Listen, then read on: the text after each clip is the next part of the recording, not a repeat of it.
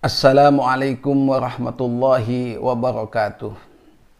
Bismillah walhamdulillah wassalatu wassalamu ala rasulillah wala hawla wala quwata illa billah. Pada episode kali ini kita sudah memasuki hadis yang ke-37, di mana hadis ke-37 ini diriwayatkan dari Ibni Abbas radhiyallahu taala anhuma. Beliau menceritakan dari baginda Rasul Muhammad sallallahu alaihi wasallam yang telah mendapatkan ilham atau wahyu dari Allah Subhanahu wa taala dalam sebuah hadis qudsi. Beliau menyampaikan, innallaha katabal hasanati was sayyiat tsumma bayyana dzalik. Faman hamma bihasanatin falam ya'malha katabahallahu 'indahu hasanatan kamilah. Wa in hamma biha fa'amilaha katabahallahu indahu asyra hasanatin ila sab'i mi'ati dhi'fin ila adha'afin katsirah. Wa in hamma bisayyi'atin falam ya'malha katabahallahu indahu hasanatan kamilah.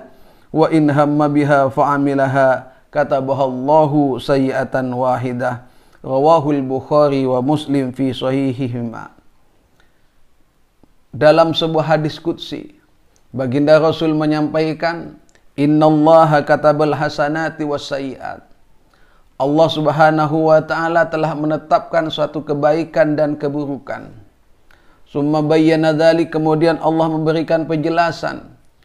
Faman hamma bihasanatin falam ya'malha katabahallahu indahu hasanatan kamilah.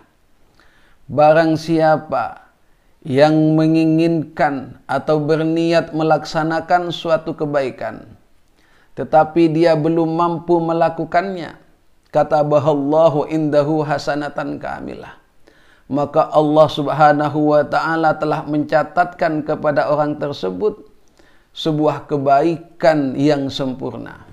Karena dengan niat melaksanakan suatu kebaikan saja, maka Allah sudah menjadikan orang tersebut sebagai orang yang telah beramal baik. Wa in hamma biha fa'amilaha katabahallahu indahu asyra hasanatin ila sab'i mi'ati dhi'fin ila ad'afin katsirah.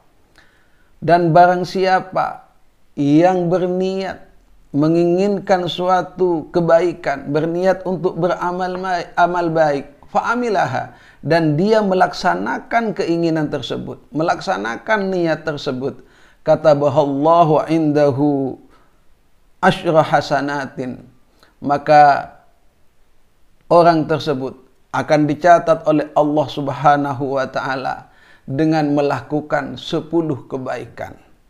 Bahkan ila sab'i mi'ati dhi'fin, orang tersebut akan dicatat mempunyai 700 kebaikan. Ila ad'afin katsirah, bahkan akan berlipat-lipat dengan lipatan yang banyak sekali.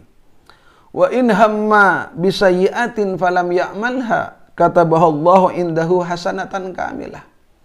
Dan sebaliknya, ketika kita berniat melakukan suatu keburukan atau sesuatu yang jelek, dan kita tidak melakukannya, hanya cukup diniat saja, kita tidak jadi melakukan, maka Allah Subhanahu wa taala dengan cinta dan kasih sayangnya, kita telah dicatat dengan satu kebaikan yang sempurna.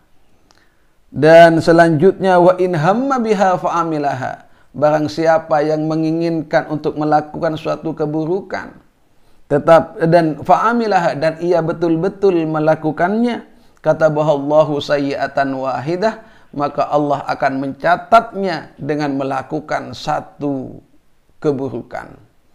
Para pemirsa, para santri dan alumni yang berbahagia, dari hadis ini maka harusnya kita dapat memberikan suatu keyakinan betapa Allah begitu mempunyai rasa cinta dan kasih sayang kepada kita semua. Betapa Allah sangat menghargai apa yang telah kita lakukan dengan kebaikan-kebaikannya. Karena di sini kita dapat mengetahui dan memahami, satu kebaikan saja yang kita lakukan, Allah akan membalasnya dengan 10, 700 atau bahkan berlipat-lipat kebaikan. Satu niat kebaikan saja Allah sudah mencatatnya dengan satu kebaikan. Tetapi satu niat keburukan yang gagal, itu Allah masih akan mencatat dengan kebaikan. Dan satu keburukan yang betul-betul dilakukan, itu Allah hanya mencatatnya dengan satu keburukan. Ini adalah anugerah bagi kita semua. Tentu tidak dapat kita bayangkan. Andai yang terjadi sebaliknya, satu keburukan akan berlipat 10 keburukan atau bahkan 700 keburukan. Entah apa yang akan bisa kita lakukan untuk menggapai ridha Allah Subhanahu wa taala. Disinilah betapa Allah Maha Pengasih dan Maha Penyayang, dan betapa kebaikan itu sangat bermanfaat bagi diri kita manusia dan sesama, bahkan itu sangat dihargai oleh Allah Subhanahu wa taala. Para pemirsa, para santri dan alumni yang berbahagia, itulah sekelumit arti dari hadis yang ke-37, bahwa amal baik akan dilipat gandakan oleh Allah, sementara amal buruk hanya ditetapkan sesuai dengan keburukannya. Selanjutnya kita memasuki hadis yang ke-38, di mana hadis yang ke-38 ini diriwayatkan oleh Abi Hurairah radhiyallahu an. Sahabat Abi Hurairah meriwayatkan dari baginda Rasul Muhammad sallallahu alaihi wasallam, dalam sebuah hadis qudsi, baginda Rasul menyampaikan bahwa Allah Subhanahu wa taala berfirman, "Man adali waliyan faqad adantuhu bil harbi. Wa ma taqarraba ilayya 'abdi bi syai'in ahabba ilayya mimma aftaradatuhu alaihi. Wa la yazalu 'abdi yataqarrabu ilayya bin nawafil hatta uhibbahu. Fa idza ahbabtuhu kuntu sam'ahu alladhi yasma'u bihi wa basarahu alladhi yubsiru bihi wa yadahu allati yabtishu bihi wa rijlahu allati yamshi biha. Wala in sa'alani la'u'tiyannahu wala in ista'adhani la'u'idhannahu." Rawahul Bukhari.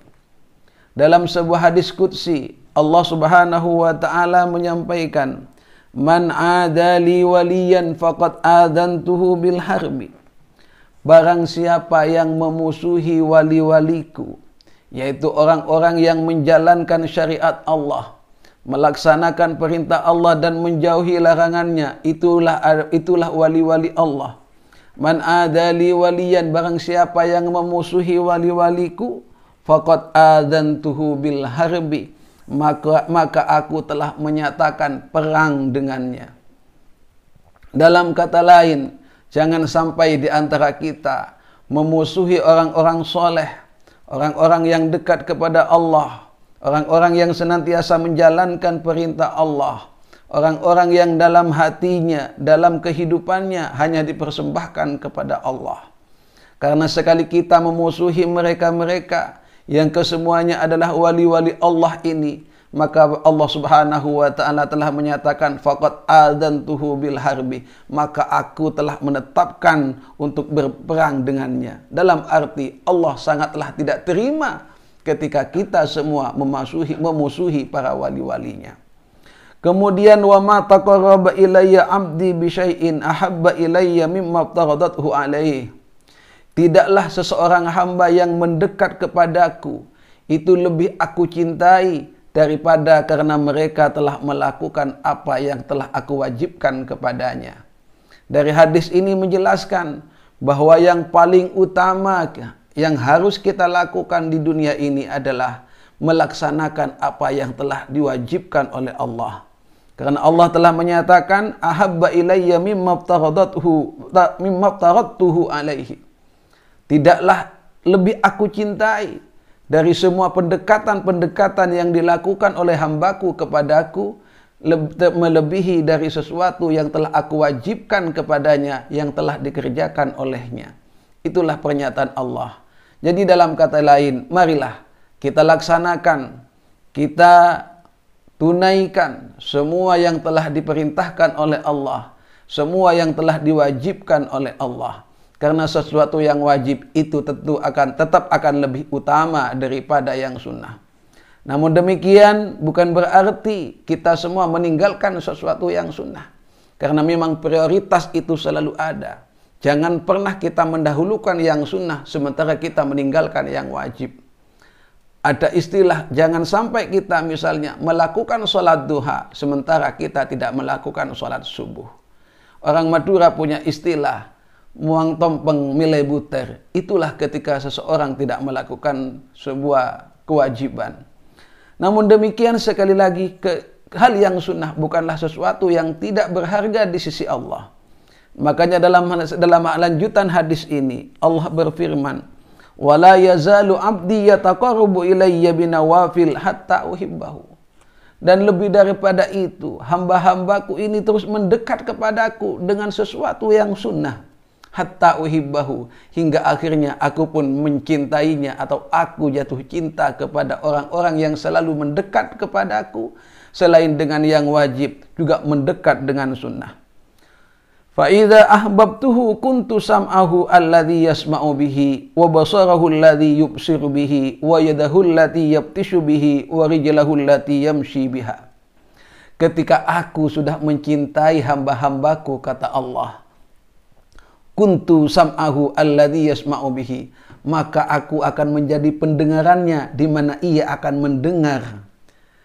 Wa basarahu alladhi yubsiru bihi, aku akan menjadi penglihatannya di mana dia melihat. Wa yadahu allati yabtishu bihi, aku akan menjadi tangannya di mana ia akan memegang. Wa rijlahu allati yamshi biha, dan aku akan menjadi kakinya di mana ia berjalan. Masya Allah. Ketika Allah sudah mencintai hambanya, ketika Allah sudah mencintai kita semua, maka semua yang ada diri kita, semua akan ada pada kendali Allah. Dan semua akan berjalan sesuai dengan apa yang telah diperintahkan Allah. Kita tidak akan pernah melihat sesuatu yang mulgha, yang tidak berguna.